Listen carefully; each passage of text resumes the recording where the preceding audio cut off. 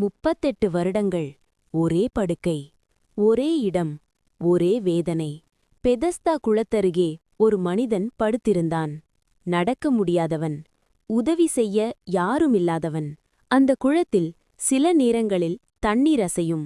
முதலில் இறங்குகிறவன் சுகமடைவான் என்று மக்கள் நம்பினர். ஆனால் அவனுக்கு ஒரே பிரச்சனை. தண்ணீர் அசையும்போது என்னை தூக்கிவிட யாருமில்லையே. ஒவ்வொரு முறையும் மற்றவர்கள் அவனை தாண்டி ஓடுவார்கள், சுகம் பெறுவார்கள். ஆனா அவன் மட்டும் அதே படுக்கை. அந்த நாளில் இயேசு அந்த இடத்துக்கு வந்தார். பல நோயாளிகள் இருந்தாலும் இயேசு அவனை கவனித்தார். அவன் வேதனையை அறிந்தார். இயேசு கேட்டார், சுகமடைய விரும்புகிறாயா? அவன் கோபப்படல, புகார் சொல்லல.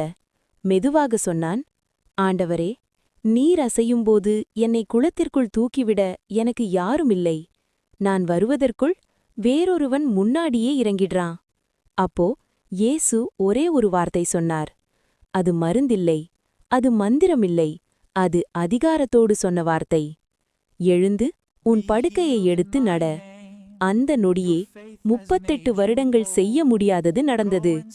அவன் கால்களுக்கு பலம் வந்தது, எலும்புகள் உறுதியானது, நரம்புகள் உயிர் பெற்றது.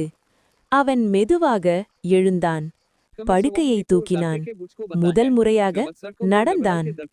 அந்த இடத்திலிருந்தவர்கள் அதிர்ச்சியடைந்தார்கள். அவன் கண்களில் கண்ணீர், அவன் மனசில் நன்றி. 38 வருட சங்கிலி ஒரே வார்த்தையால் உடைந்தது. முடிவுச் செய்தி, எண்டிங் பஞ்ச்.